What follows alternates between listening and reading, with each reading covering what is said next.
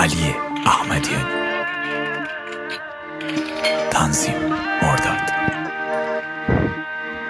ضبط میکس و مستری صابر احمد.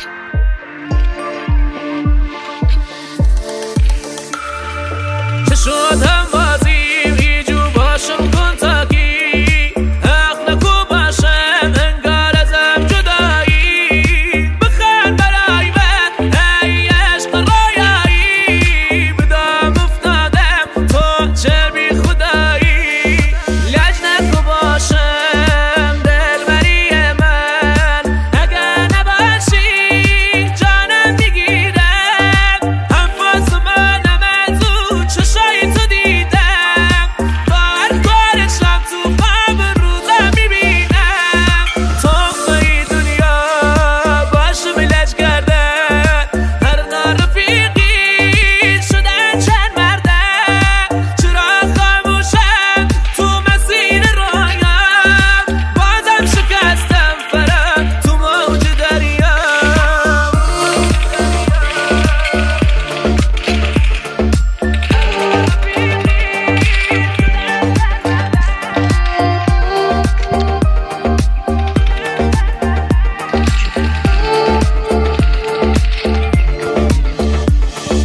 بیا کاری کنه یه بشینم خدا را تو چشای نازت میبینم باشم لج کرده به خدا باشم لج کرده اومدم خود به خدا ننش لج کرده انگاری عاشق نودایی ننیسمم بیا کاری کن ننشم فنشمم برم تو دنیایی که عاشقی کشکم دخترم نازت بشم یک وارای سخنم خنم بیا ای کارای تو سرنوشته ای دخترم شده. اومدیم سراغ آموزش. مرسی که ما رو تو اینجا همراهی کردین. خب دوستان فایل داخل چند تلگرام هم هست، چند لینک چند تلگرام داخل همین توضیحات هم ویدیو میذارم. خب دوستان وقتی دانلودش کردین ببین داخل برنامه زد آرشیور همینجا دوستان میخوام فایل رو استخراج کنم رمزش رو واسهتون میذارم.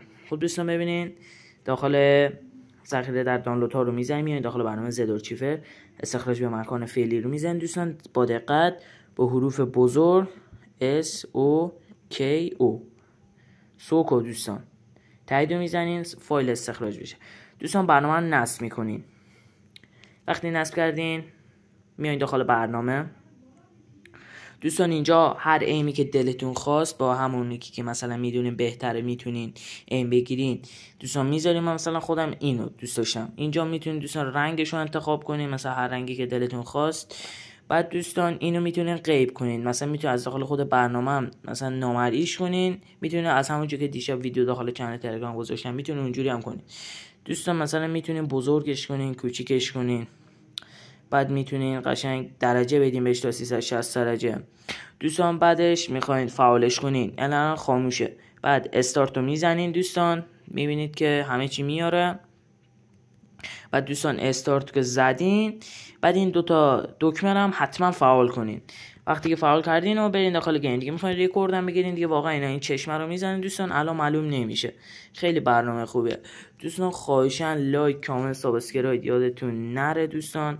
خدای به حمایتتون خیلی لازم دارم.